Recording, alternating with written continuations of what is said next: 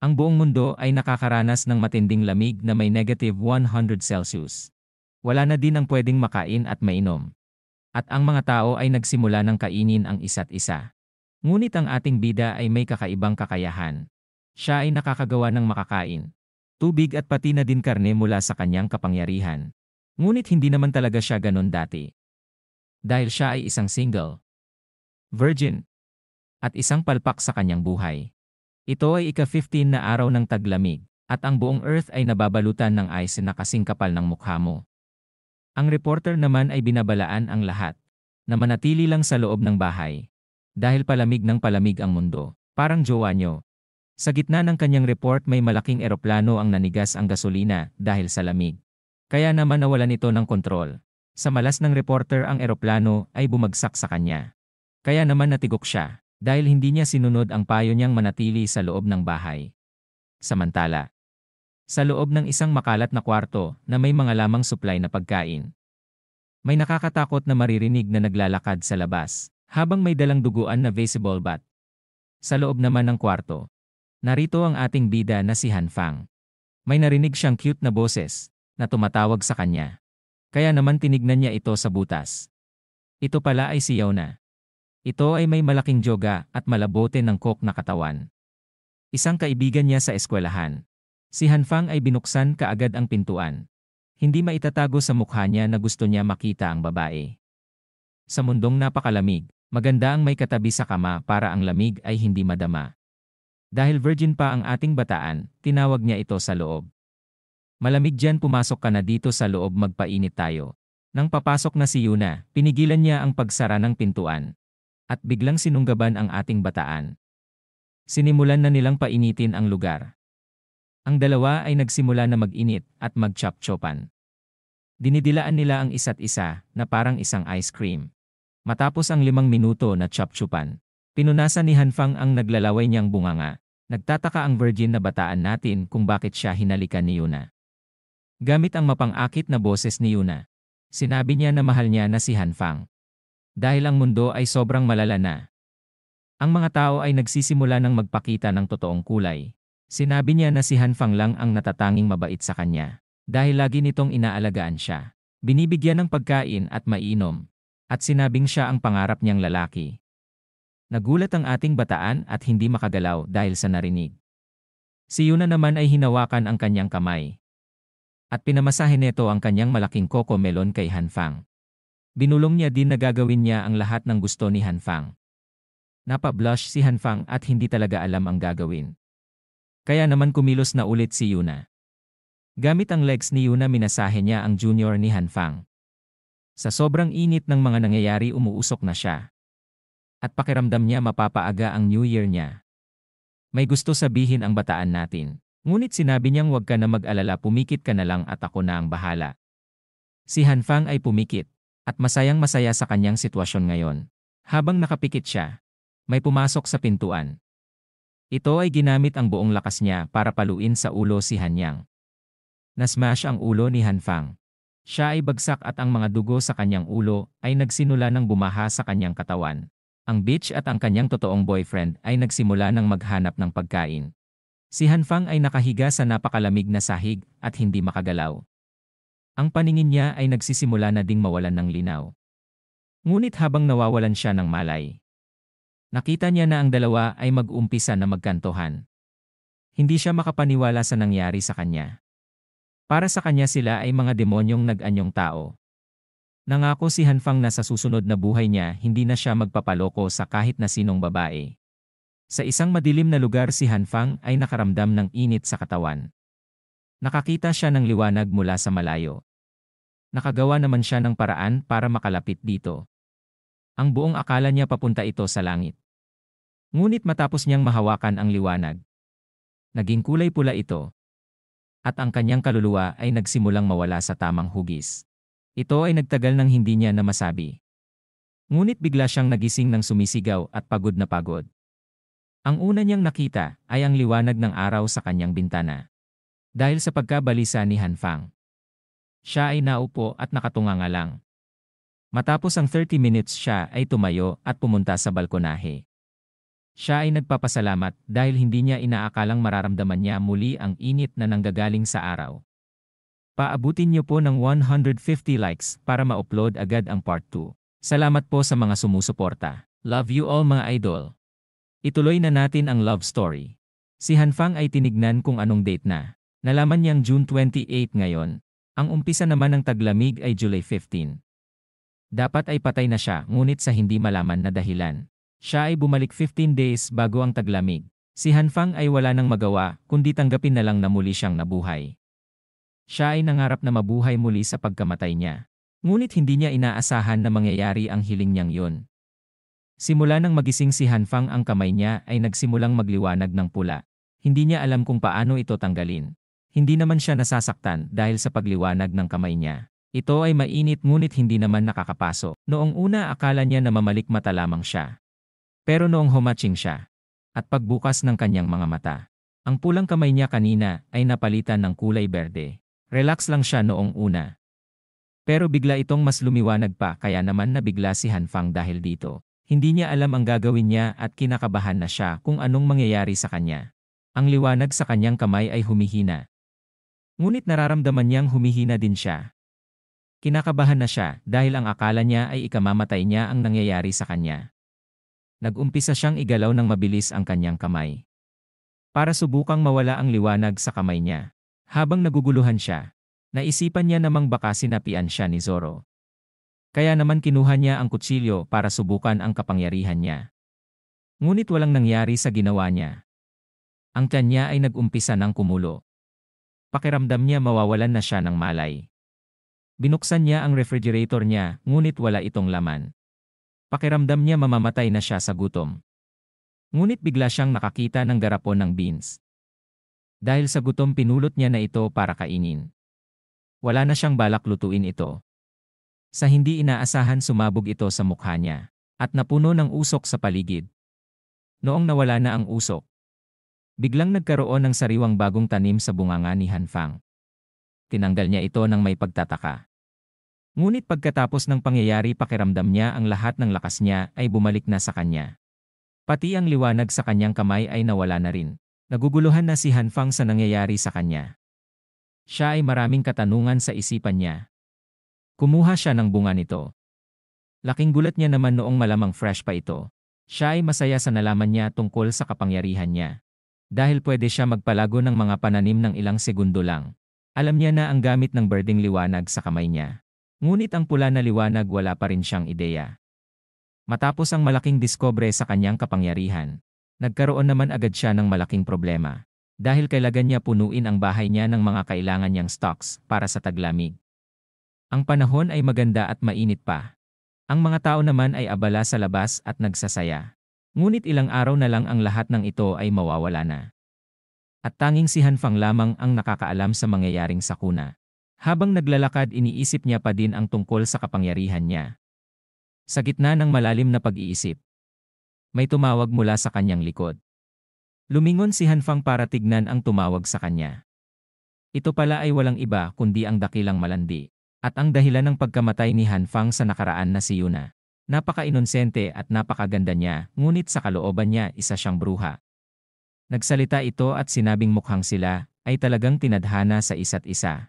Dahil sa dami ng tao sila ay magkikita sa ganoong lugar. Nagulat naman si Hanfang at parang nakakita siya ng multo sa kanyang reaksyon. Natrutruma pa rin si Hanfang sa pagkakita niya sa bruha dahil sa ginawang panloloko nito sa kanya. Siya ay kaibigan niya ng 3 taon at siya rin ang pinapangarap niyang babae makasama habang buhay. Ginawa niya ang lahat mapasaya lang ito noong nakaraan. Kahit alam niyang siya ay hindi kagwapuhan at isang talunan na hindi naman mayaman. Hinding-hindi niya maisip na papatayin siya ng tulad ni Yuna. Galit na galit si Hanfang. Nanginginig pa ang katawan niya sa galit. Pinangako niya noong pagkamatay niya na hindi na siya magpapaloko. Kaya naman ngayon na ang oras para panindigan ang kanyang pangako sa sarili. Sinabihan niya na mag-relax lang ang sarili niya. Dahil balang araw makakabawi din siya sa kanya. Si Yuna ay tinatawag ang pangalan ni Hanfang dahil mukhang nawala ito sa sarili. Nagkukunwari namang nag-aalala si Yuna sa kanya. Tinanong niya ito kung anong nangyayari kay Hanfang. Ngumiti naman si Hanfang at hindi nagpahalatang galit ito kay Yuna. Sinabi niya naman na sobrang ganda ni Yuna, kaya naman bigla siyang nakapag-imagine ng kung ano-ano kasama si Yuna. Ang pangbubula ni Hanfang ay napakilig si Yuna. Hindi nagtagal makikita ang isang ngiti ng kontrabida kay Yuna. Pinagpatuloy ni Yuna ang pagpapakyut kay Hanfang. At sinabing dahil nagkita sila ngayong araw, gusto magpalibre ng bruha kay Hanfang. Ngunit dahil ayaw niya na magpaloko kay bruha, umalis na ito at sinabing busy ako ngayong araw. Si Hanfang ay tulad ng crush nyo na hindi interesado sa inyo. Nagulat si Yuna sa nangyari. Hindi siya makapaniwala dahil nagawang gawin yun sa kanya ni Hanfang. Si Hanfang naman ay proud sa nagawa niya dahil hindi na siya tulad ng dati na pinperahan lang ni Yuna. Makalipas ang ilang minuto, nakarating na si Hanfang sa Waldemar. Ito ang pinakamalaking supermarket sa lugar nila. At noong tumama ng malala ang Ice Age, ang lahat ng laman nitong grocery ay walang natira. Kaya naman inagahan na ni Hanfang ang mamili ng supply niya. Nag-research siya sa internet ng survival guide para makasurvive sa matagalang Ice Age. Nalaman niya na kung ano ang mga dapat niyang gawin at kailangan. Ngunit ang pera niya ay hindi sapat para matuloy ang mga plano niya. Nagsimula na siyang sisihin ang mga ninuno niya. Dahil bakit hindi naging mayaman ang angkan nila. Habang nagdradrama siya, nakatanggap siya ng notification. Siya ay pinahalalahanan na pwede na siyang umutang. Dahil ang credit score niya ay sapat na mataas na para makapag-loan siya. Matapos niyang mabasa ang mensahe, nakaisip siya ng napakagandang plano. Si Hanfang ay naisip na i-install ang lahat ng pautangan online. At plano niyang utangan lahat ng ito. Hindi na siya natatakot magkaroon ng maraming utang dahil pagdating ng matinding taglamig, ang lahat ng pera ay magiging parang tissue na lang na pamunas sa puwet. Samantala, si Yuna ay sinisipa ang isang lata. Dahil galit pa rin ito sa ginawang pagtanggi ni Hanfang sa kanya. Dahil si Hanfang ay isa lamang sa mga pinperahan niya. Kaya naman inis na inis ito dahil sa isip niya wala naman silbi si Hanfang. Pinangako pa niya sa kanyang sarili na hinding-hindi niya napapansinin ang isang talunan na yon. Habang naglalakad siya, huminto naman sa harapan niya ang isang brand new na SUV. Nang maibaba ang bintana ng sasakyan, makikitang ito pala ay si Hanfang, na minamaniyo ang bago niyang sasakyan.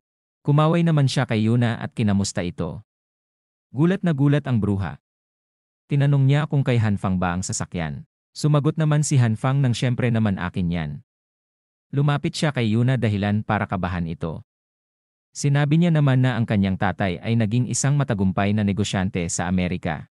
Sinabi niyang sinundo niya ang tatay niya kaninang umaga. At bigla na lang siya binilhan ng brand new na sasakyan. Pagkatapos maintindihan ni Yuna ang nangyayari, iniisip niya na si Hanfang ay isang naglalakad na gold mine. Kaya naman balak niya ito perahan. Kaya naman ang galit na galit kanina, naging biglang iyakin na bruha. Humigingi siya ng tawad dahil sa hindi magandang pinakita niya kanina. Talagang iba ang nagagawa ng pera. Bigla nagiging mabait ang mga bruha. Siya ay nagpapakyut habang umiiyak. Sinabi niya kay Hanfang na akala niya niloloko niya na siya. Dahil sobrang cold niya kanina sa kanya. Nagpa siya naman si Hanfang na umarte ng kaunti kay Yuna. Ito ay hinila niya papunta sa kanya. Habang hawak ang mukha ni Yuna, sinabi ni Hanfang na bakit niya siya lolokohin. Si Yuna ang pinakaimportanteng tao sa buhay niya, dagdag pa niya. Dahil sa magaling namang bola si Hanfang. Si Yuna naman ay muling nagpakita ng ngiting demonyo. Dahil akala niya naloloko niya si Hanfang. Nagpatuloy siya sa kanyang pag-arte na gusto niya si Hanfang. Sinabihan niya naman si Hanfang na manood sila sa sinihan at kumain sa isang 5-star restaurant. Makapal talaga mukha ni bruha. Ngunit wala na pala si Hanfang sa kanyang harapan. Kinagulat niya naman ito. Nakita niya si Hanfang na inaayos ang mga gamit na dala niya. Sinabi naman ni Hanfang na busy siya ngayong araw. Kaya naman sa susunod na lang daw sila mag-date. Si Yuna naman ay galit na sa kalooban niya. Ngunit hindi niya ito pinahalata. Tinanong niya ng mahinahon si Hanfang kung para saan ang mga dala niya. Wala namang espesyal, mga gamit lang ito para sa bahay. Sinabi niya din na bumili siya ng regalo para kay Yuna. At kapag hindi na siya busy, balak niya ito ibigay sa susunod na mag-date sila. Si Yuna naman ay masayang nagpaalam na kay Hanfang at sinabing inaasahan niya ang kanyang regalo sa susunod nilang pagkikita. Sa isipan ni Yuna talagang napakagaling niya. Dahil nakabingwit siya ng malaking isda. Sa kabilang banda naman, Si Hanfang ay hindi na makapaghintay sa matinding taglamig para makita niyang maghirap si Yuna. Kapag sumapit na ang taglamig, ipapakita niya kay Yuna at sa totoong boyfriend niya ang isang ganti ng api. Ngayong araw ay June 29 na. At ilang araw na lang darating na ang matinding taglamig. Dahil sa matinding lamig magiging imposible na ang lumabas balang araw.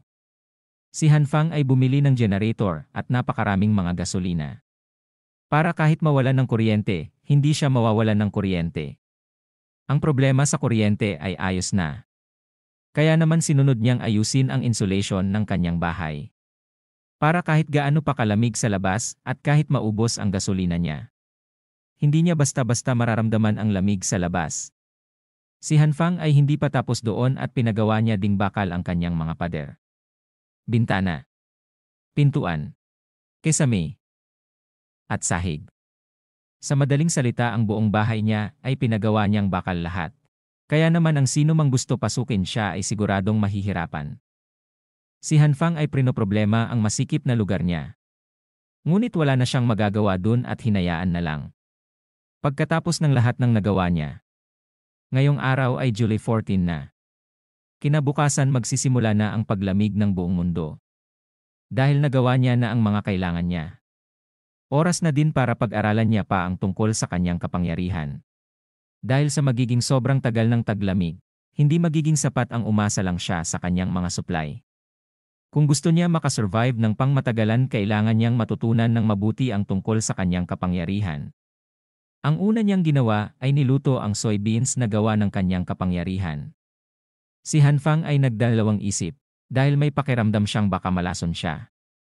Ngunit wala na siyang ibang maisip na gawin kundi huminga ng malalim. At subukan kung pwede nga ba kainin ang gawa sa kanyang kapangyarihan. Nagulat siya dahil ito pala ay parang isang normal lang na soybeans at mas masarap pa. Mula ngayon hindi niya naproproblemahin ang pagkain niya. Ngunit para sa kanya kailangan niya pang mas alamin pa ang tungkol sa kapangyarihan niya. Si Hanfang ay naisipan ding subukan ito sa ibang pagkain kung gagana nga ba ito. Kaya naman binuksan niya ang refrigerator para subukan ang lahat ng nasa loob nito. Mula umaga hanggang sumapit ang madaling gabi. Siya ay nagpractice ng kapangyarihan niya. Nagsimula siyang mahilo at sumakit ang kanyang ulo. Siya ay pagod na pagod habang sa paligid niya naman ay naging makalat na. Ang eksena ay bumalik noong magsisimula pa lamang siya. Nilabas ni Hanfang ang lahat ng uri ng gulay at prutas niya. Sinubukan niya ang mga ito para padamihin. Ang iba ay hindi nagre-react sa kapangyarihan niya. Ngunit ang iba naman ay mula sa seeds. Tumutubo ito hanggang magkabunga. Ang iba naman ay sumasabog sa pagmumukha ni Hanfang. Ang kakaiba lang na nangyayari kapag tapos ng pagsabog. Nagiging parang uling ang mga ito. Pagkatapos niyang subukan na gawing uling ito, sobrang natuwa siya dahil nagkaroon siya ng source para mainitan siya sa taglamig. Pagkatapos niya mag-practice sa kapangyarihan niya, ang success rate niya ay mababa lang. Ngunit sa gitna ng practice niya napansin niyang mas effective ang kapangyarihan niya kapag nakakapag-focus siya ng mabuti. Kaya naman sinubukan niyang mag-focus ng mabuti. At bigla na lang nagkaroon ng fresh na broccoli sa kamay niya na kinatuwa niya. Balik sa kasalukuyan. Siya ay napagod ng sobra at nanghihina dahil sa pagsasanay ng matagal na oras.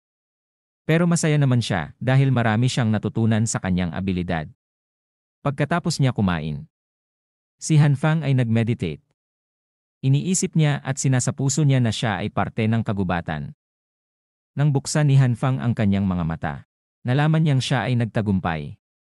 Hindi niya na din nararamdaman na kinukuha ng kapangyarihan niya ang kanyang lakas.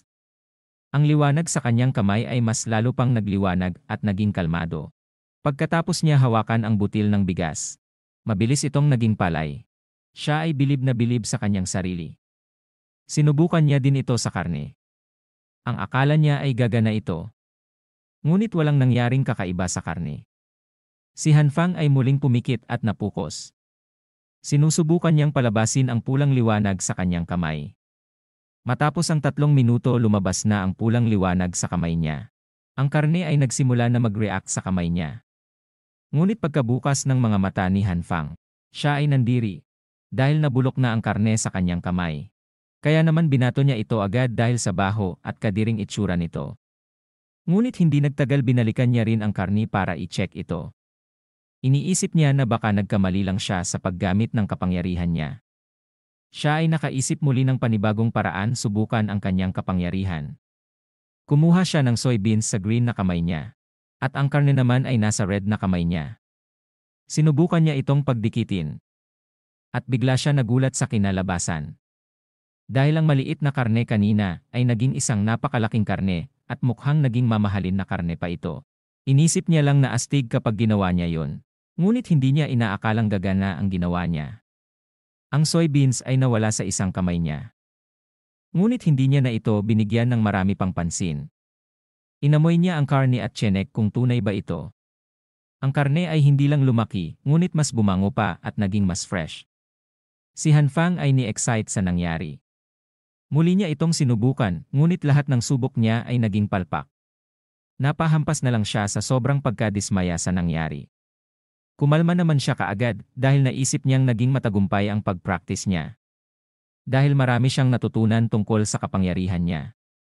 Iniisip niya paano kung makabisado niya ang kapangyarihan niya. Magiging katulad siguro ako ni Superman at magiging pinakamalakas sa mundong nagyelo. Ngunit sa kalagitnaan ng kanyang pangangarap ng gising. Napahinto siya dahil nakalimutan niya ang tungkol sa mga armas na dapat meron siya. Dahil kapag naging sobrang lamig na magbabago na ang mga tao.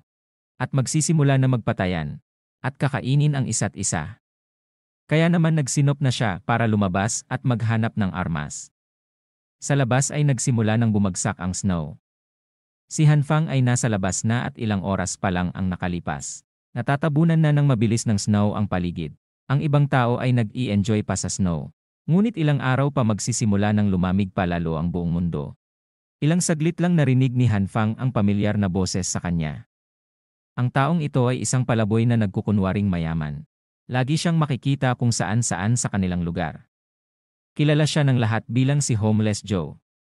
Ang totoong pangalan niya ay Brother Lee.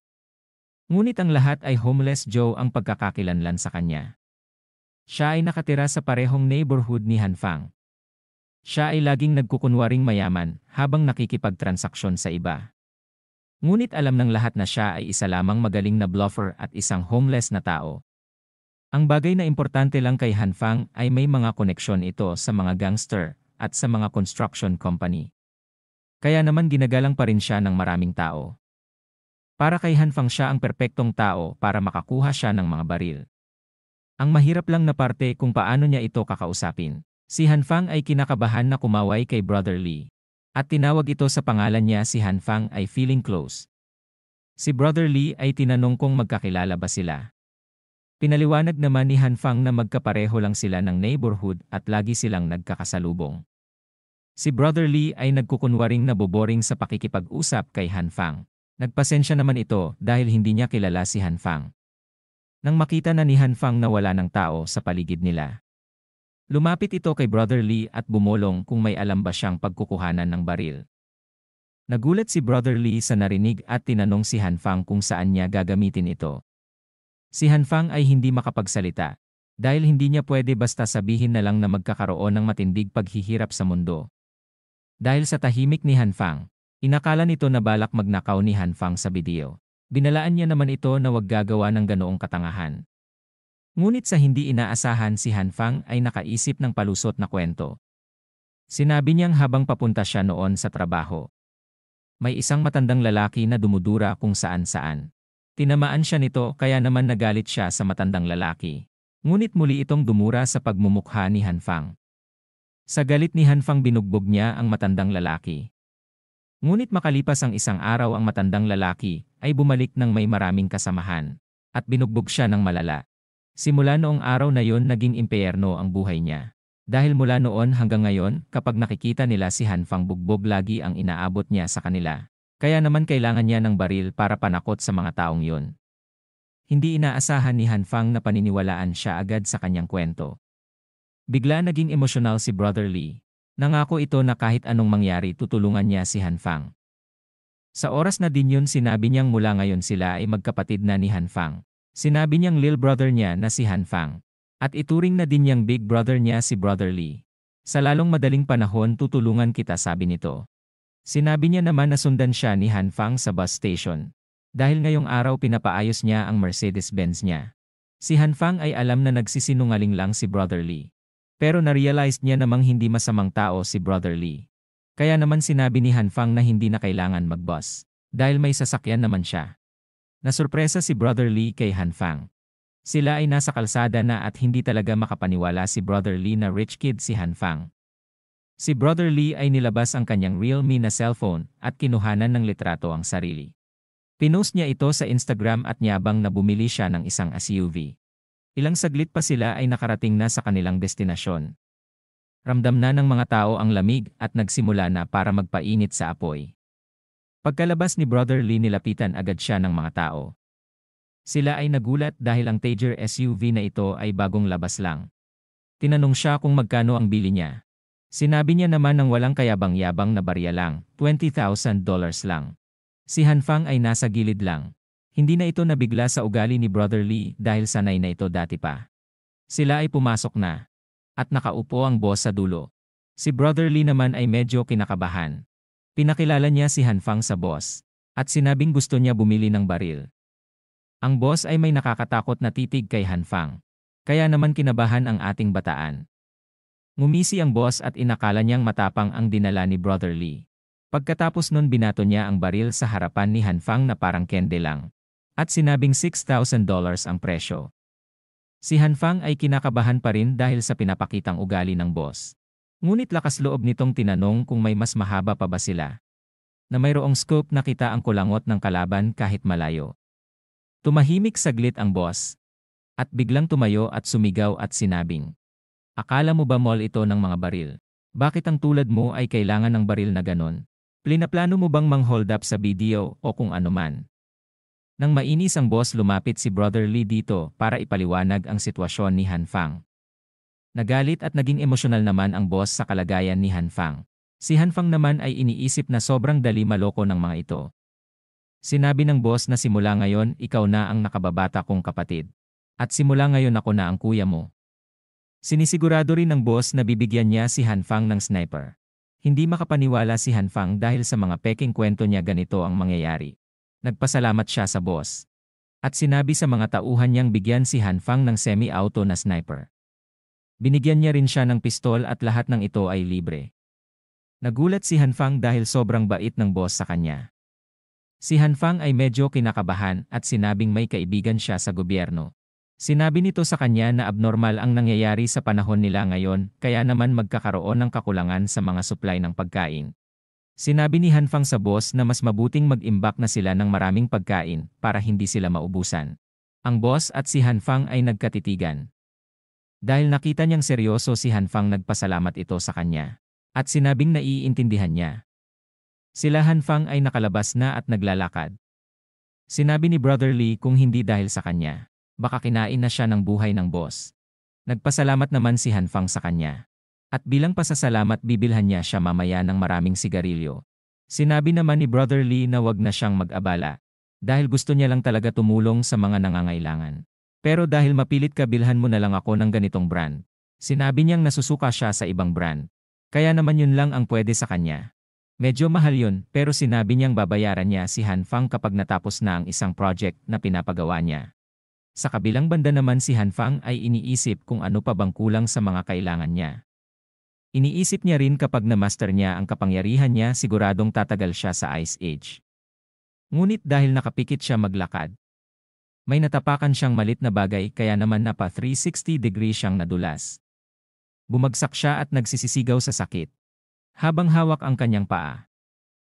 Mukhang nadali ang paa niya. Dahil sa sakit binigay niya na ang susi kay Brother Lee at sinabing pumunta silang hospital. Kinakabahan naman si Brother Lee. Dahil wala pa siyang lisensya at hindi niya talaga alam magmaneho. Ngunit susubukan niya daw dahil mabilis naman daw siyang matuto. Si Brother Lee na ginagamit na ang 100%. Nahihirapan pa rin buhatin si Han Fang. Iniisip naman ni Han Fang na napakamalas niya dahil nangyari pa yun sa kanya. Ang temperatura ay mabilis nang bumababa. Ang hospital ay nababalutan na ng makakapal na yelop sa paligid. Sa loob naman ng hospital, may isang nurse na pinagmamasdan ang lumalalang panahon. Biglang nagring ang telepono. Agad niya namang sinagot ito. Sa kanyang pagsagot yumugyog ang kanyang kokomelon. Siya pala ay pinapatawag dahil may emergency na nangyari. Don't forget to like and subscribe for more videos. Thank you ng marami sa inyo. Sinabi ng matandang doktor na kailangan na muna maghintay ni Han Fang sa hospital para sa kanyang gamot. Malungkot siya habang tinitignan ang nabali niyang paa sa X-ray. Si Brother Lee ay nagpaalam na sa kanyang lil bro para umalis. Sinabi nitong tawagan na lang siya pag may kailangan siya. Dahil marami pa siyang transaksyon na asikasuhin. Sinabihan niya naman itong mag-ingat ang kanyang big bro sa daan. Napapabuntong hininga na lamang siya. Dahil sa tagal ng hinihintay niya, siya ay nakaupo lamang at binibilang ang mga tao sa paligid niya. Hindi naman alam ng lahat na may magjoowang nagkukumot sa isang kama. At may ginagawang kakaiba. Iniisip naman ni Han Fang kung bakit sobrang tagal ibigay ng gamot sa kanya. Habang sa kanyang tabi naman may isang matandang nagbi-video sa paligid. Habang pinagmamasdan ni Han Fang ang paligid, may padaan naman na 2 bundok sa harapan niya. Namangha naman siya dahil sa ganda ng mga bundok na dumaan sa harapan niya. Ito ay si Head Nurse Jin. Siya ay pinatawag upang i-check ang mga bagong dating na pasyente nila. Si Han Fang ay namamangha sa hubog ng katawan nito. Narinig niyang head nurse pala ito kaya naman mas lalo siyang namangha. Naakit na siya dahil ito ay batang-bata pa pero hot mama na. Habang pinagmamasdan niya ito sa malayo, napansin niyang ito ay isang magaling na nurse. At napakabait sa kahit sinong pasyente niya. Si Han Fang ay talagang namamangha sa kagandahan at kabaitan ng dalaga. Medyo napababa naman ang tingin si Han Fang. At biglang napasigaw sa isip niya ng, ang ganda talaga. Iniisip ni Han Fang na wala man lang kaalam-alam ang dalaga, dahil nakikita na ang kulay pink na panty nito. Nagsalita naman ang katabi niyang matanda at tinatawag si Nurse Jin. Sinabi naman nito na sandali lang po lolo. Lumapit ito para magpasensya sa matanda. Dahil kulang sila ng tao ngayon sa dami ng pasyente. Sinabihan niya itong babalik siya mamaya. Dahil may mga mas nauna pang pasyente. Ang matanda naman ay nagkukunwaring biglang sumakit ang likod. Ang matandang malibog ay binivideohan ang kulay pink na panty ni Nurse Jin. Sinabi ng matandang tigang na pakicheck ang likod niya. Dahil sobrang sumasakit na ito. Sinabi ni Nurse Jin na kailangan na ipa-x-ray ang likod ng matanda para makasigurado. Pinagpipilitan ng matanda na i-check na ngayon ang likod niya. Hindi na makapagpigil ang kamay nito. Kaya naman bigla niyang hinila si Nurse Jin. Sinabi ng matanda na dalian niya na tignan ang masakit na likod niya. Tawang-tawa naman si Nurse Jin dahil madali ito makiliti. Kahit kaunting hawak lang sa katawan niya. Nagugustuhan naman ng matandang manyakis ang nakikita niyang reaksyon ni Nurse Jin. Ang matanda ay hindi na makapagpigil. Sinimulan niya na pisilin ang malambot na mamon ni Nurse Jin. At sinabing sa ganitong parte ang masakit sa likod ko. Mula sa kawalan may bigla naman lumilipad na bagay. Bang! Tumba ang matanda sa binatong saklay ni Han Fang. Nag-alala naman si Nurse Jin sa pagbagsak ng matanda. Nagpasensya naman si Han Fang. At sinabing first time niya lang ang gumamit ng saklay. Kaya naman naibato niya ito sa matanda. Pinulot ni Han Fang ang cellphone. Sumigaw naman ang matanda na wag gagalawin ni Han Fang ang cellphone niya. Hindi niya napansin na tanggal na ang benda sa injury niya. Tinignan ni Han Fang ang laman ng cellphone. Pinipilit naman ng matanda na ibigay na ni Han Fang ang cellphone niya. Galit na tumitig si Han Fang sa matanda. Dahil lumalabas na tama ang hinala niya. Tinakot ni Han Fang ang matanda na isusumbong ito sa mga pulis. Sinabi pa ni Han Fang na mas bagay ang matanda doon sa kulungan. Dahil ang pagiging manyakis ang requirements nila doon para makapasok ka ng mabilis, sabi ni Han Fang. Sinabi niya din na hindi niya ibabalik ang cellphone ng matanda. Dahil baka i-upload niya pa ito sa internet. Galit na galit ang matanda kay Han Fang. Dahil sa pagpapahiya sa kanya. Ang matandang masakit ang likod ay bigla na lang tumakbo. Dahil sa kahihiyan na sinapit niya. Inaakala pa din ni Nurse Jin na masakit ang likod ng matanda. Dahil kailangan pa nila i-check up ito. Nabigla naman si Han Fang dahil sa pambabastos ng matanda sa kanya. Hindi man lang ito nagalit. Pinaalam naman ni Han Fang kung gaano kamanyakis ang matandang umalis. Sinabi naman ni Nurse Jin na hindi niya napansin ang ginawa ng matanda. Binigay na ni Han Fang ang cellphone ng matanda. At sinabing bahala na si Nurse Jin kung ano ang gagawin niya sa matanda. Maraming manyakis ngayon kaya pinaalalahanan niya si Nurse Jin na mag-ingat sa susunod. Tinanong din naman ni Nurse Jean kung masakit pa ba ang injury nito. Dahil sa ganda ng kaharap niya nakalimutan niya pansamantala na masakit nga pala ang injury niya. Siya ay napasigaw sa loob ng hospital dahil muling bumalik ang sakit ng injury niya. Makalipas ang ilang saglit na bendahan na muli ni Nurse Jean ang injury ni Hanfang. Tinanong niya si Hanfang kung nabawasan ba sakit ng paa niya sa pagbenda. Wala na akong maramdaman na sakit, sabi naman ni Hanfang. Kaya naman pala hindi ramdam ni Hanfang ang sakit. Minamasahe pala siya ng malambot at malaking kokomelon ni Nurse Jean. Nagpasalamat naman si Nurse Jean sa kanya. At sinabing hindi na siya ulit magpapabastos. Dahil kapag nangyari yun susuntukin niya ang gagawa sa kanya nun. Sarap naman ang pakiramdam ni Hanfang. Dahil minamasahe na ng malalaking kokomelon ni Nurse Jean ang paa ni Hanfang. Bagkus nagtataka siya dahil hindi man lang maramdaman ni Nurse Jean na dinaganan na ng bundok niya ang paa niya. Pinayuhan naman niya si Nurse Jean na maging aware sa paligid niya para hindi mabastos ulit. Tinawag na si Nurse Jean ng mga kasamahan niya. Si Hanfang naman ay tuwang-tuwa dahil happy siya sa naranasan niyang experience. Umalis na si Nurse Jean at sinabing bumalik siya next week para i-check ang paa ni Hanfang. Si Hanfang ay masayang-masaya na nagpaalam sa kanya. Ngunit nang mapagtanto niyang isang linggo pa, iniisip niyang hindi na ulit sila makapagkikita. Dahil sa magiging sobrang lamig na para lumabas nun. Kinabukasan patuloy pa din ang matinding buhos ng snow sa paligid. Sa telebisyon naman nire-report na magkakaroon sila ngayong araw ng matinding snowstorm at mabilisang pagbaba ng temperatura. Ang ibang lugar na desyerto tulad ng Dubai, Egypt, at Amazon Basin ay nagsimula na ding umulan ng snow. Ang mga eksperto sa iba't ibang parte ng mundo ay nag-umpisa ng pag-aralan ang biglaang paglamig ng mundo. Ayon sa mga ibang eksperto, hindi ito magtatagal. Ngunit pinapayuhan pa din ang lahat na sumunod kung anuman ang mga ipapagawa sa kanila ng lokal na gobyerno. Sinabi din sa balita na huwag magpanik. Pinagbabawalan din ang lahat na mag-imbak ng maraming supplies. Habang nanunood ng balita, relax lang ang bataan nating si Hanfang. Siya ay nadidismaya sa gobyerno dahil puro kasinungalingan ang mga pinagsasabi nila. Wala siyang planong matakot o makinig sa gobyerno. Kaya naman hindi niya isusuko ang mga stocks ng pagkain at supplies niya. Tuwang-tuwa siya dahil ngayong pagkakataon nakapaghanda na siya ng mabuti. Hindi tulad ng dati na sobrang hirap ng kalagayan niya. Mula naman sa group chat ng residential area nila. Nagkakagulo na sila dahil nagkaroon ng snow sa Egypt. Sinabi din nilang tag-init dapat ngayon sa bansa nila. Ngunit bumubuhos ng matinding snow. Ang isa naman ay sinasabing parang mamamatay na siya sa lamig na kanyang nararanasan. Si Hanfang naman ay tahimik lang na nagbabasa ng chats ng mga kapitbahay niya. Sinabi ng isang babae na malamang negative 15 degrees na ang temperatura sa labas. Pagkatapos mag-chat ng babae, may misteryosong tao naman ang nag-chat sa group chat nila. Sinabi nito na hindi lang normal na snowstorm ang nararanasan nila ngayon. Dahil magiging isa itong Ice Age Apocalypse. Nabigla si Hanfang dahil hindi niya akalain na may ibang nakakaalam na magkakaroon ng Ice Age Apocalypse. Sana po matulungan niyo ako sa pamamagitan ng pag-like ng video at pag-subscribe sa channel ko para updated po kayo sa panibagong chapters na darating. Maraming salamat po sa inyong lahat. Si Hanfang ay sumasakit na ang ulo kakaisip. Ito ay matapos niyang malaman na hindi lang pala siya ang nakakaalam tungkol sa apocalypse. Sa loob ng group chat ng neighborhood, ang mga residente ay galit na galit dahil gusto nilang lumabas at bumili ng kanilang supply ng pagkain.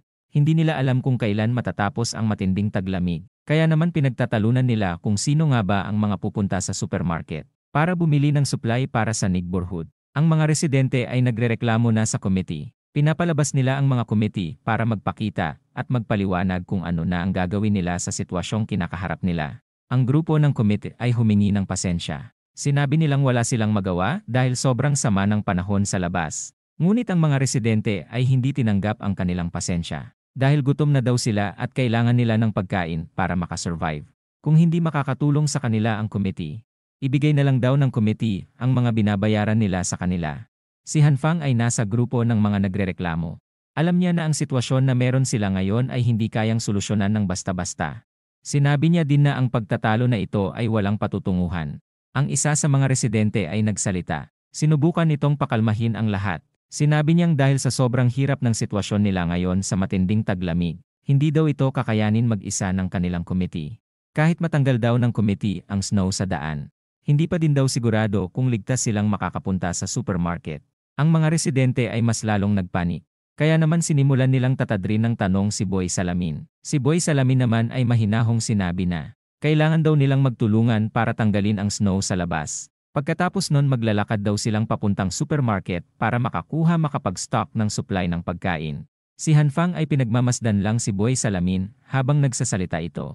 Ang nagsasalita ay nakikilala ni Hanfang bilang isang masiyahin at matulungin na tao sa nakaraang buhay niya. Ang isa sa mga residente ay sumingit sa usapan. Sinabi nitong lahat ng pagtatalo nila ay walang patutunguhan. Dahil kung gusto daw nila lumabas para bumili ng supply gawin na lang nila nang hindi nakakaabala ng ibang tao. Matapos niya sabihin ang kanyang opinyon, siya ay nag-log out na dahil sa kawalan ng pakialam sa nangyayari. Lumipat ang eksena sa nagsasalitang walang kayabang-yabang. Sinabi niyang tutulong siyang magtanggal ng snow para makagawa ng daan. Kailangan niya daw kasi na makalabas. Dahil may importante daw siyang transaksyon sa kanyang brother na nagkakahalaga ng ilang milyon. Si Hanfang naman ay madaling nakilala ang nagsasalita. Dahil sa arogante nito at magaling mangloko nalaman niya agad na ito ay si Brother Lee. Sa kusang pagtulong ni Brother Lee para magtanggal ng snow. Marami ang sumunod na nag-alok ng kanilang tulong. Ang cute na pusa na ito naman ay nagtaas ng kamay at sinabing tutulong siya kahit hindi malakas ang kanyang pangangatawan. Meron pang isang babae ang sinabing may sipon siya. Ngunit pupunta din daw siya para tumulong. Si Hanfang naman ay madaling nakilala ito bilang si Yuna ang dakilang bruha. Ang mga baliw na tagahanga ni Yuna ay biglang ginanahan para tumulong dahil sa kanya.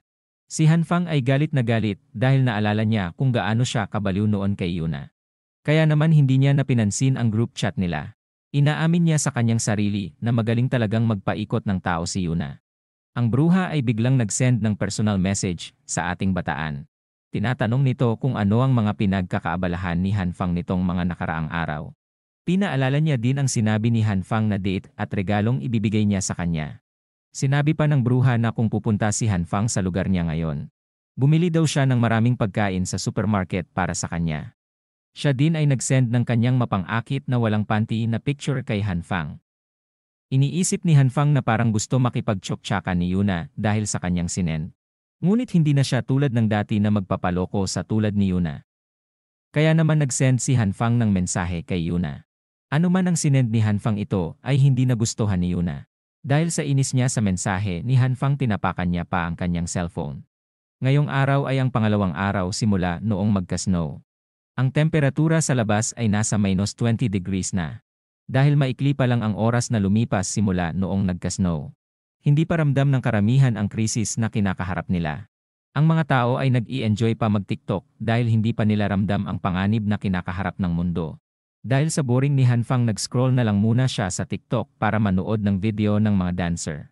Siya ay nabuboring na sa kanyang pinapanood at inaantok na. Napagtanto niya sa kanyang sarili na magiging boring ang kanyang pag-survive dahil wala siyang ibang mapaglilibangan. Ang kanyang paa ay hindi pa magaling kaya naman hindi siya makalabas para makapaglakad at makapagpalipas ng oras. Dahil wala siyang ibang magawa, nagdesisyon siyang manood na lang ulit sa kanyang cellphone at mag-Netflix and chill. Ilang saglit pa sa pelikulang pinapanood niya. Ang mga doktor ay tinatahi ang sugat ng pasyente. Ngunit may nadiskubre ang mga doktor mula sa kanilang pagtatahi. Dahil mula sa monitor ng X-ray nakita nilang mabilis gumagaling ng kusa ang internal organs at mga nabaling mga buto ng pasyente. Ang taong yun ay malaki ang tsansa mamatay dahil sa pagtalon mula sa taas na 15 floors. Ngunit dahil may healing ability ito nagawa nitong makaligtas. Ang eksena na ito ay kinagulat ni Hanfang. Nagkaroon ng bagong ideya si Hanfang tungkol sa kapangyarihan niya. Pinalabas na ni Hanfang ang kanyang kapangyarihan at sinubukang pagalingin ang kanyang nabaling paa. Inisip niyang gagaling siya kapag ginawa niya ito kaya naman binuhos niya ang lahat ng kanyang nalalaman sa eksperimento na ito. Ngunit ilang segundo pa lang biglang nawala ang liwanag sa kanyang kamay. Ilang saglit pa muli niya itong sinubukan, napatagal niya ito ng ilang minuto, kaso nawala na naman bigla ang liwanag sa kanyang kamay. Ang eksperimento niya ay naging palpak. Siya ay humiga na lang dahil sa kanyang pagkadismaya sa hindi gumanang eksperimento. Iniisip niya na baka kailangan niya gamitin ang pulang liwanag para mapagaling niya ang kanyang paa. Ngunit ayaw niya sumugal dahil baka daw maging bulok na karne ang kanyang paa. Siya ay pagod at naboboring na. Kaya naman bigla na lang siyang nakatulog. Siya ay nanaginip na may suot siyang pangtribo na kasuotan. Sa panaginip niya siya ay nakasakay sa malaking kambing at ginawa niya itong kabayo. Sa likod ni Hanfang ay napakaraming kambing. Dahil gusto mapabilis ni Hanfang ang takbo ng kambing, hinampas niya ito sa puwet. Ngunit hindi nagustuhan ito ng kambing kaya naman pinatalsik siya nito. Si Hanfang ay masama ang pagkakabagsak, kaya naman malubha siyang nasaktan at ininda ang sakit sa kanyang paa. Nang makita ng kambing ang kanyang paghihirap lumapit ang kambing at sinimulan niya dilaan ang masakit na parte ng paa ni Hanfang. Hinimas ni Hanfang ang kambing at nagpasalamat siya dito. Ngunit hindi na naman ito nagustuhan ng kambing. Sa hindi inaasahan biglang humaba ang dila ng kambing at binalot nito ang masakit na injury ni Hanfang. Itinaas din ang kanyang paa kaya naman nakita na ang maliit na birdie ni Hanfang. Nang nabalot ng kambing ang injury niya nagsimula itong maglabas ng berde na liwanag sa paligid.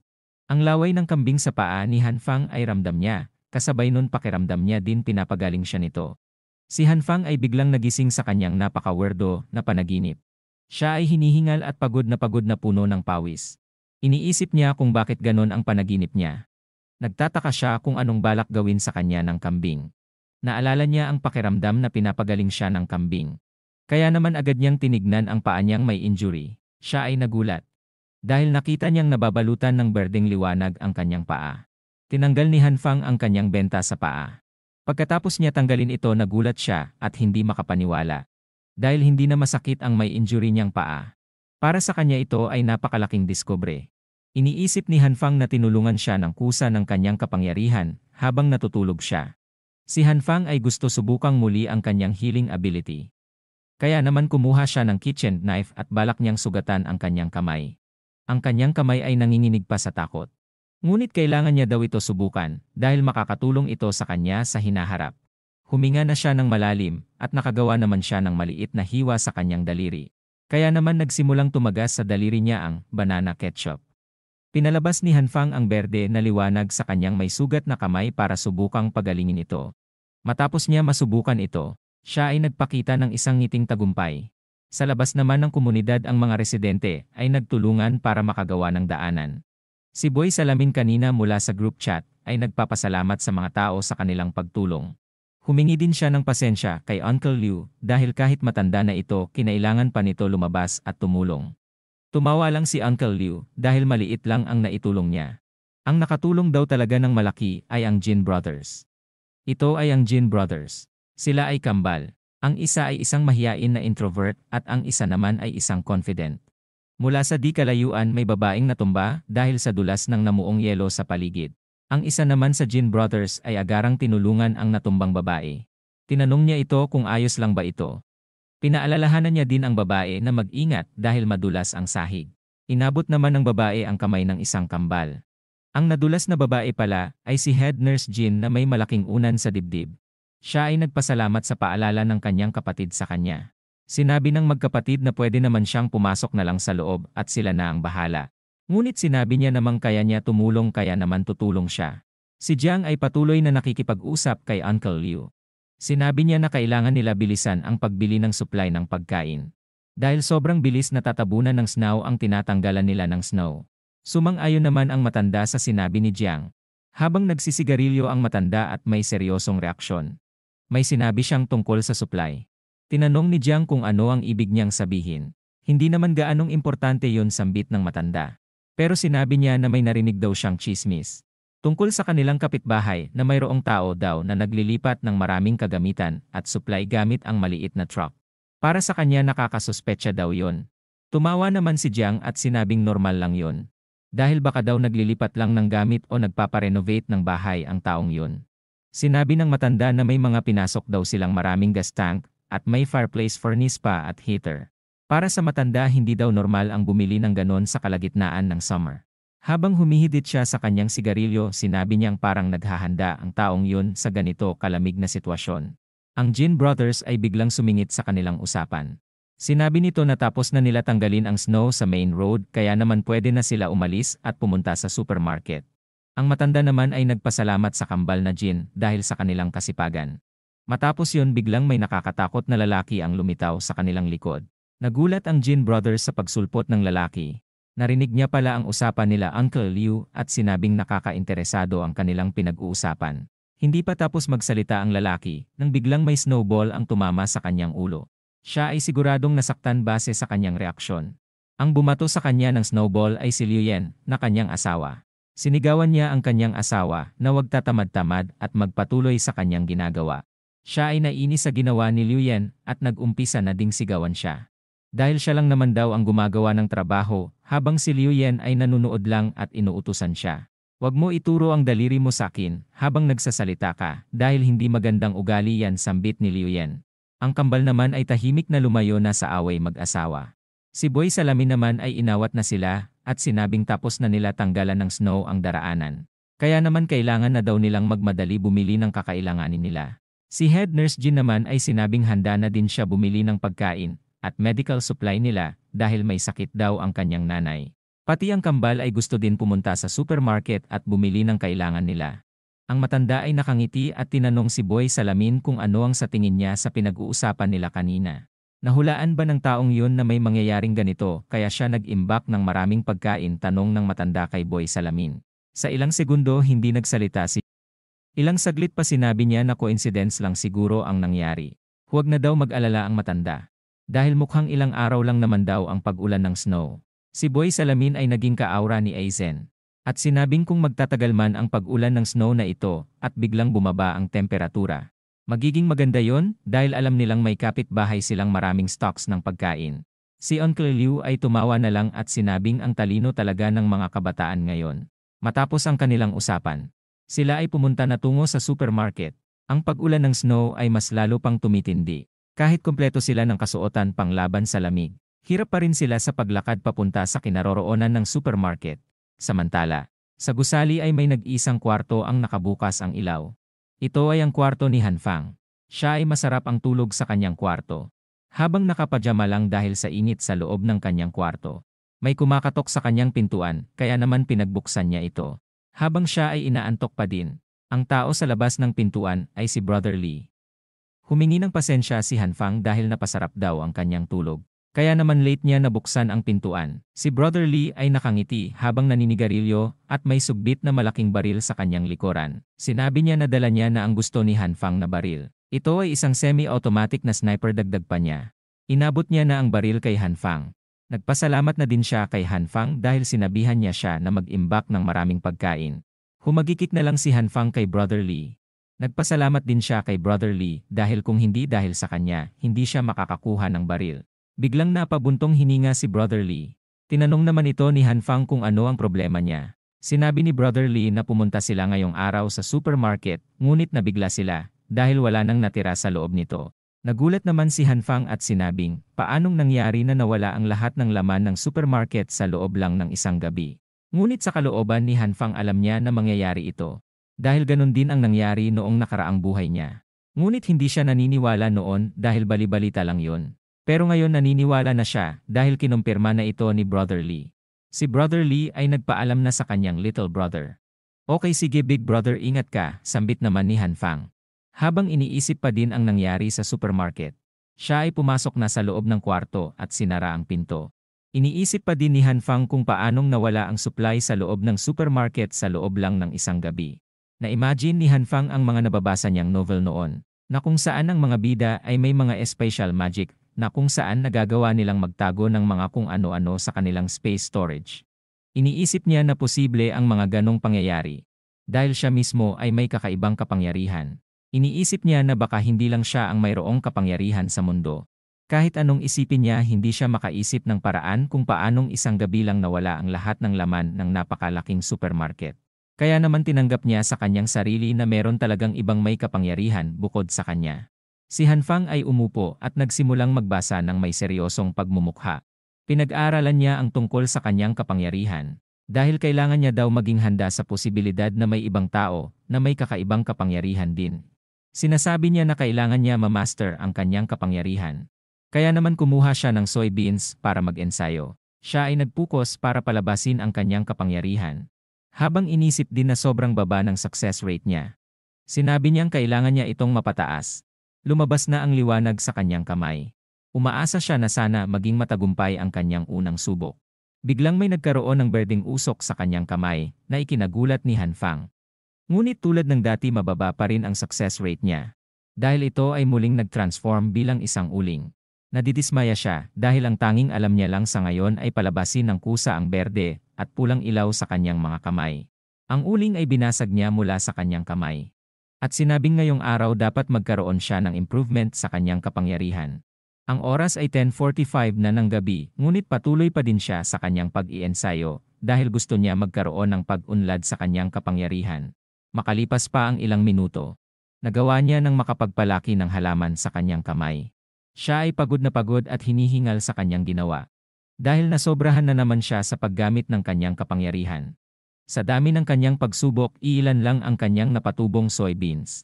Si Hanfang ay biglang gumawa ng kanyang graph sa kanyang isip.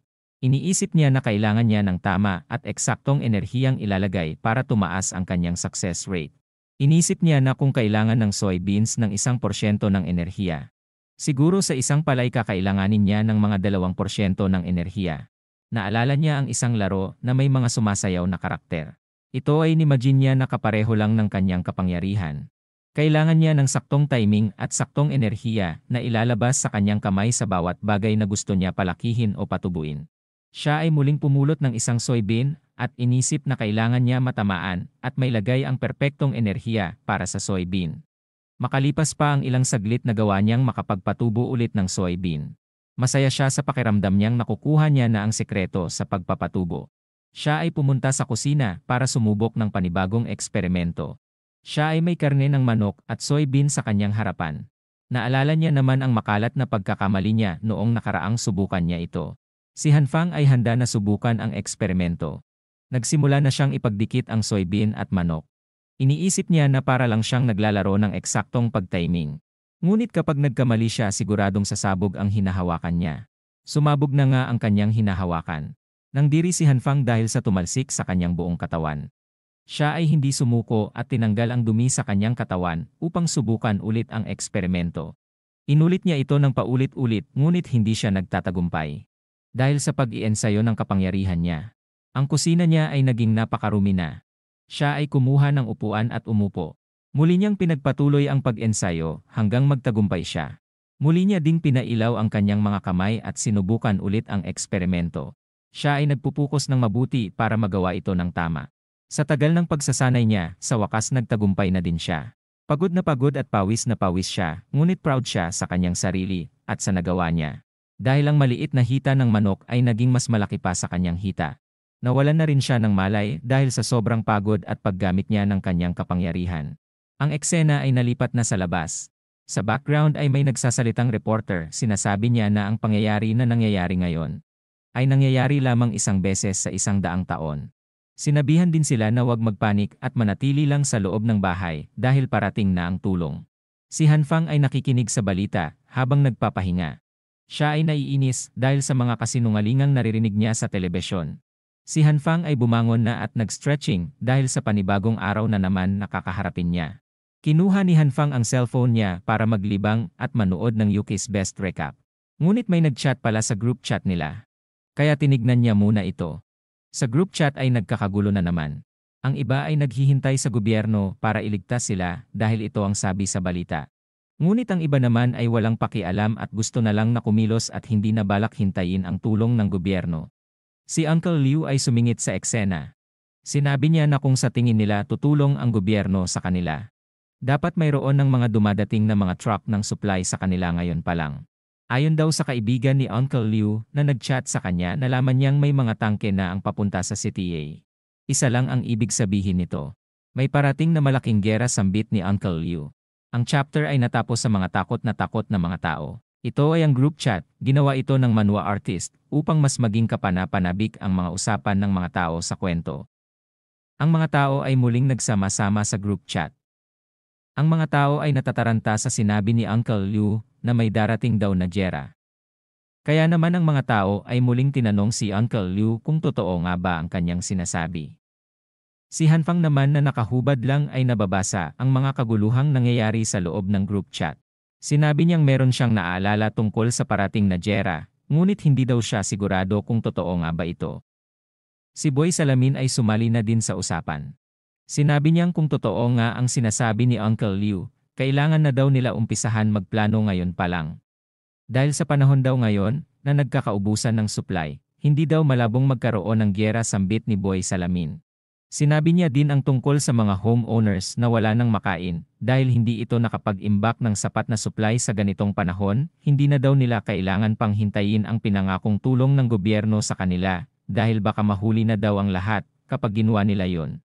Sinabi niyang sa panahon ngayon kailangan daw nila magtulungan, unahin daw nila ang mga taong wala nang makain sa kanilang tahanan. Nirekomenda ni Boy Salamin na ang mga taong may mga stocks pa ng pagkain ay inaalok niyang magbigay upang tulungan ang mga taong naubusan na ng pagkain. Sinabi niyang mangunguna na siyang mag-donate. Ibibigay niya daw sa lahat ang kalahati sa kanyang food supply. Kung may nangangailangan daw ng pagkain pumunta lamang daw sa kanya. Ang mga tao ay nagsimula ng pag-isipan ang sinabing plano ni Boy Salamin. Ilang sandali pa nagsalita si Boy Sigarilyo. Sinabi niyang tama si Boy Salamin, kailangan daw nilang magtulungan lahat na magkakapitbahay dahil yun lang daw ang paraan para makasurvive silang lahat sa ganitong panahon. Sinabi niya din na hindi nila pwedeng hayaang mamatay sa gutom ang ibang pamilya, kaya naman sinabi niyang magdodonate din siya ng kanyang food supply. Bigla din niya minention si Yuna sa group chat at tinanong kung magbibigay din daw ba si Yuna ng kanyang food supply. Nang mabasa ito ni Yuna, siya ay nainis. Dahil sa sobrang daming tao daw sa group chat siya pa talaga ang tinanong niya. Siguro dahil binasted kita noon, kaya bumabawi ka ngayon sambit ni Yuna. Si Yuna ay nag-chat na sa group chat, siya ay humingi ng tawad sa lahat at sinabing wala na siyang natitirang food supply sa kanyang bahay. Ang mga lalaking nagkakagusto kay Yuna ay sinabing kawawa naman si Yuna, kaya naman sa iba ka na lang humingi sabi nila kay Boy Sigarilyo. Hindi ko alam na ganyan pala ang kalagayan mo, pero kung hindi ko makikita ang pagkakaisa ng karamihan, hindi na din ako magdodonate sambit ni Boy Sigarilyo. Tama si Boy Sigarilyo. Dagdag pa ng mga tao sa Jedli. Kaya naman ang alitan sa pagitan nilang dalawa ay nagkaroon ng dalawang magkasalungat na grupo. Ngunit ang ibang homeowners naman ay gustong ipagpatuloy ang plano ni Boy Salamin. May mga nagsabi na magdodonate daw sila ng kanilang food supply. Ang iba naman ay sinabing magdodonate ng mga ekstrang damit panlaban sa lamig. Meron din nag-alok ng gamot dahil medyo marami daw ito sa kanya. Si Boy Salamin ay nagpasalamat sa mga tumulong at nag-donate sa kanyang plano. Dahil daw sa dami nilang homeowners, kailangan niya daw ng makakasama para tulungan siya sa operasyon. Kaya naman gumawa na siya ng grupo na tinatawag niyang Interims Owners Committee. Ang grupo daw na ito ay ang magmamanage sa mga pagplano at tutulong para sa mga idodonate na supply. Si Hanfang ay nababasa ang lahat ng usapan sa group chat. At ang binuong committee daw ay isang scam lang. Dahil noong nakaraang buhay niya binuo din daw ang grupong ito. Ang ginawang grupo ni Boy Salamin ay isa lamang daw palabas para makakuha siya ng maraming supply sa mga tao. Sa labas ay patindi ng patindi ang pagbuhos ng snow. Ito din ang ika-5 araw na pag-ulan ng snow. Dahil sa matinding lamig hindi na nakakapag-supply ng init ang central heating system. Kaya naman ang mga heater sa bahay ng mga tao ay hindi na gumagana. Ang mga tao ay kanya-kanya ng paraan upang mapanatili ang tamang temperatura na kailangan ng kanilang katawan. Sinasabi ni Hanfang na pareho lang daw ito sa nakaraan niya. Mas magiging mas malala pa daw ito habang tumatagal. Ngunit para sa kanya hindi niya daw problemahin ang lamig dahil sa nakapaghanda siya. Nakuha niya pang uminom ng malamig na Sprite sa tindi ng lamig sa labas. Marami din siyang supply ng pagkain. Gamit ang kanyang PlayStation 69 Pro Max, siya ay naglalaro Wantosawa habang napapaligiran siya ng nagsikalat na mga pagkain. Habang nag-i-enjoy siya maglaro, tumawag sa kanya si Abuchiki. Habang uminom ng Mountain Dew, tinanong niya ang tumawag kung anong problema.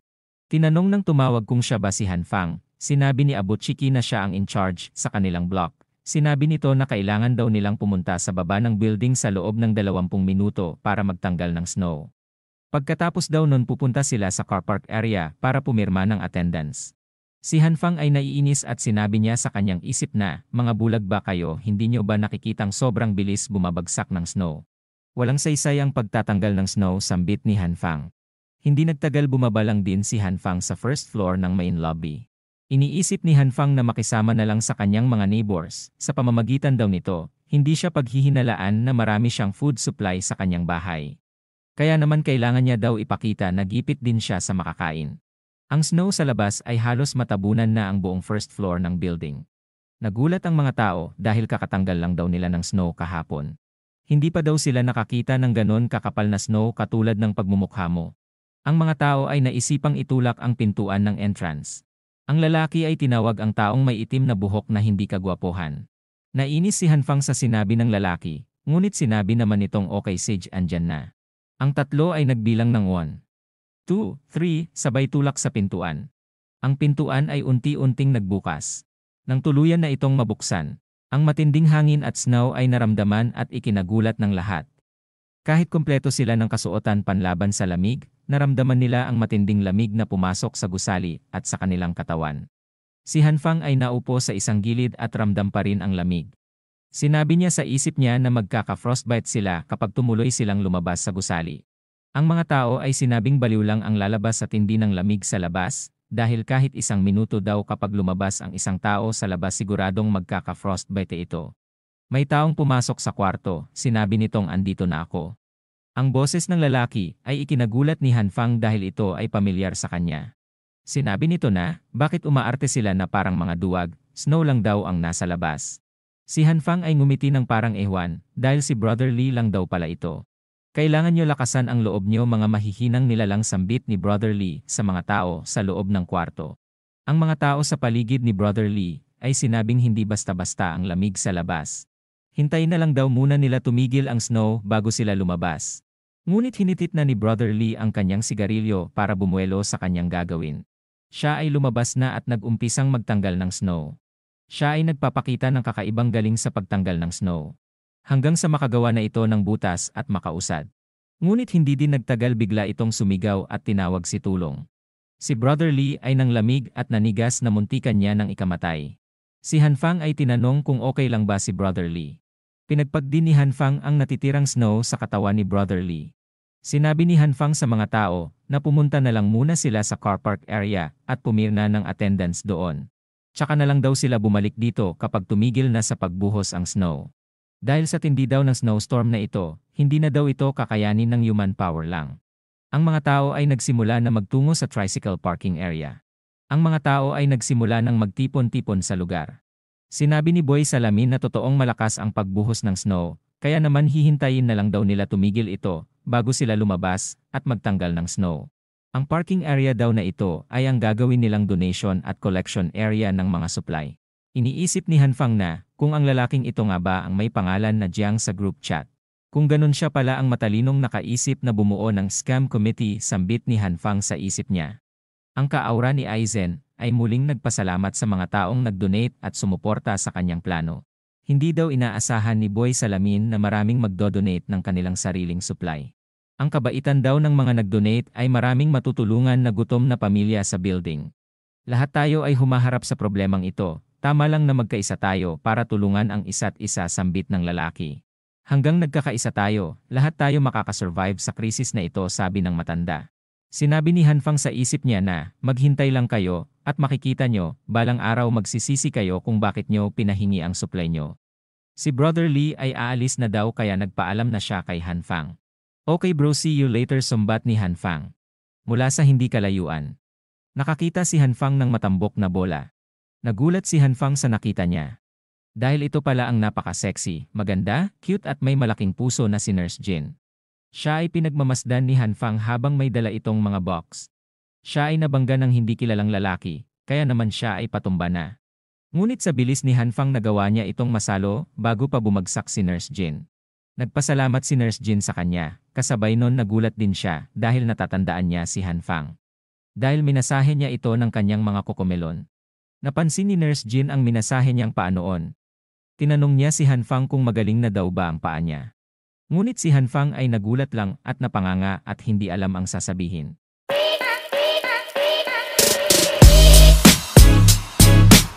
Si Hanfang ay nagpalusot at sinabi na mabilis talaga siyang gumaling simula pa noong bata siya. Ang injury na tulad daw noong nakaraan ay normal lang daw sa kanya na gumaling sa ilang araw lang. Ang reaksyon ni Nurse Jin ay parang hindi siya naniniwala. Ngunit ilang sandali pa sinabi ni Nurse Jin na napakagaling naman daw ni Hanfang. Si Hanfang ay gusto magpaka-gentleman kay Nurse Jin, kaya naman inalok niya ito para buhatin ang kanyang dala. Sinabi naman ni Nurse Jin na mabigat ang dala niya, kaya naman baka hindi daw kayanin ni Hanfang. Ngunit nagpumilit si Hanfang para makadagdag pogi points kay Nurse Jin. Wala nang nagawa si Nurse Jin at sinabing binalaan niya na daw si Hanfang. Sa bigat ng dadalhin, si Hanfang ay muntikan ng bumigay sa bigat. Si Hanfang ay nagtataka kung ano ang nasa loob ng kahon, kaya naman tinanong niya si Nurse Jin kung ano nga ba ang nasa loob ng kahon. Sumagot naman si Nurse Jin na ito ay mga medical supplies na kanyang idodonate sa ibang tao. Ang cute na si Nurse Jin ay sinabing mabigat talaga ang mga kahon, kaya naman kung hindi na daw kaya ni Hanfang, si Nurse Jin na daw ang magdadala. Sa cute ni Nurse Jin nagkaroon ng lakas si Hanfang at sinabing sobrang gaan daw ng dinadala ni Hanfang. Huwag mong pilitin ang sarili mo, sambit naman ni Nurse Jin. Sinabi niya din na mas malakas daw siya sa karamihan ng lalaki. Tinanong naman ni Hanfang kung simula pa daw ba noong bata si Nurse Jin ay malakas na daw ba siya. Sinabi naman ni Nurse Jin na may dahilan daw kung bakit siya malakas. Sa sinabi ni Nurse Jin, si Hanfang naman ay nagtataka. Pakiramdam pa ni Hanfang may espesyal na kapangyarihan si Nurse Jin. Si Nurse Jin naman ay parang nahihiya at sinabing hindi niya daw masabi ng malinaw kay Hanfang ang dahilan. Si Nurse Jin ay naalala na hindi niya pa daw alam ang pangalan ni Hanfang, kaya naman tinanong niya kung anong pangalan nito. Si Hanfang naman ay sinabi kaagad ang kanyang pangalan. Si Nurse Jin naman ay sinabi ang kanyang buong pangalan na si Jinsu. Si Hanfang naman ay muli na namang na-inlove dahil sa sobrang cute ni Jinsu. Ang dalawa ay mas nakakapagmabutihan pa at nagpatuloy pa sa kanilang pag-uusap. Tinanong ni Jinsu kung ano daw ang pinagkakaabalahan ni Hanfang sa kanyang buhay. Sumagot naman si Hanfang at sinabing isa siyang walang trabaho na tao. Sa sagot ni Hanfang namangha naman si Nurse Jin. Kaya naman tinanong ni Hanfang kung ano daw ang nakakamangha sa taong walang trabaho. Ilang sandali pa may lalaki na namang nakabangga kay Nurse Jin. Kaya naman salamat sa lalaking bumangga, ang malambot na kokomelon ay naikiskis kay Hanfang. Nang dahil dito ang virgin na bida natin ay hindi na mapigilan ang mag-blush. Nang dahil sa nangyari humingi ng tawad si Nurse Jin dahil kumiskis ang kanyang kokomelon kay Hanfang. Sumagot naman ang ating bataan na ayos lang yon. Ilan sandali pa dumating ang bruha para makialam sa moment ng dalawa. Sinabi ni Yuna na bakit hindi daw nag-text si Hanfang na andito lang daw pala siya. Ang bruha ay nagsimulang yakapin ang braso ni Hanfang habang ikinikiskis ni Yuna ang kanyang kokomelon. Tinanong din ni Yuna kung sino daw ang kasamang babae na hindi kagandahan ni Hanfang. Si Nurse Jin naman ay biglang nahiya at kinuha na ang mga kahon. Sinabi niya din na aalis na siya at wala daw siya balak makialam sa dalawa. Ang dismayadong si Hanfang naman ay tinanong si Yuna kung ano ang ginagawa niya sa lugar. Sumagot naman si Yuna na andun daw siya para kumuha ng supplies. Sinabi niya din na nag-aalala daw siya kay Hanfang dahil ilang araw na daw itong hindi nagpaparamdam kay Yuna. Si Hanfang naman ay sinabing magte-text na sana siya nang bigla siyang nakita ni Yuna. Si Yuna naman ay sinabihang sinungaling si Hanfang dahil kakakita niya lang daw kay Hanfang na masayang nakikipag-usap sa hindi naman daw kagandahan na babae kanina. Ang bruha ay biglang nawalan ng gana magtampo at tinanong si Hanfang kung may food supplies pa daw ba ito. Wala na rin daw siyang makain sa bahay, kaya naman kung may food supply pa daw si Hanfang bigyan niya naman daw ng kaunti si Yuna. Ang bataan naman natin ay pasimpleng ngumiti dahil sa nakikita niyang nahihirapan ang bruha. Si Hanfang ay sinabing paubos na daw ang kanyang kaunting supply, ngunit pwede naman daw bigyan si Yuna. Si Hanfang ay inalok si Yuna na samahan siya ni Yuna sa kanyang lugar ng mga ilang araw para magpainit ng katawan. Si Yuna naman ay biglang nagulat sa sinabi ni Hanfang. Si Yuna naman ay nagsasabi ng kung ano-ano para lang makaiwas sa pagpunta sa lugar ni Hanfang. Si Hanfang ay paalis na at sinabing mukhang ayaw sumama ni Yuna sa kwarto niya, kaya naman aalis na daw siya. Si Yuna naman ay nabigla na naman. Hindi niya din pinakawalan si Hanfang at pinahinto ito. Sinabi ng babaeng bruha na seryoso daw siya sa nararamdaman niya kay Hanfang. Ayaw din daw ni Yuna isipin ng ibang tao na siya ay malandi na tanging habol lang daw kay Hanfang ay pera. Ang bataan nating virgin naman ay na-touch sa mga sinabi ni Yuna. Sa isipan naman ni Hanfang, sinasabi niyang kung hindi niya lang daw alam ang totoong ugali ni Yuna, baka naniwala na daw siya sa mga sinabi niya kanina. Sinabi din ni Hanfang sa isip niya na kung pwede lang daw pahirapan si Yuna ngayon ay gagawin niya. Sa inis ni Hanfang muli niya na naman naalala kung paano siya pinatay ng lalaki noon ni Yuna. Si Hanfang ay iniisip na hindi niya pa daw nakikita ang lalaking pumatay sa kanya noon. Ngunit napagtanto ni Hanfang na hihintayin niya na lang daw ang dalawa, katulad ng dati na silang dalawa ng lalaki ni Yuna ang lalapit sa kanya. Si Hanfang ay sinabing hindi daw siya nagmamadali kung hindi pa daw handa si Yuna makipagtsoktsakan. Ang balitang ito ay muling ikinagulat ni Yuna. Sinabi pa ni Hanfang na hindi naman daw siya nagmamadali. Kaya naman maghihintay na lang siya kung kailan handa na si Yuna. Huwag na din daw mag-alala si Yuna dahil bukas daw magdadala daw si Hanfang ng food supply kay Yuna. Ang dalawang naglolokohan ay masayang nagpaalam na sa isa't isa. Ngumiti na naman si Yuna na parabang nakabingwit na naman ng malaking isda. Ang hindi niya lang alam niloloko din pala siya ni Hanfang. Makalipas ang 2 araw. Ang pag-snow sa labas ay mas lalong lumalakas at kumapal na din ang mukha mo sa mga namumuong yelo sa paligid. Ilang sandali pa ang cellphone ni Ning Tian ay inuulan ng text ni Yuna.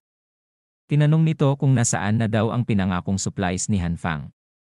Sa text nagtataka din si Yuna kung bakit hindi nagte-text pabalik si Hanfang.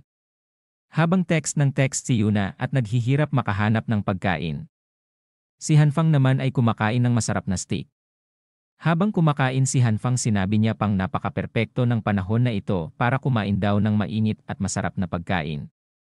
Pa-like and subscribe mga idol pampagana mag-edit ng mga recaps hehehe.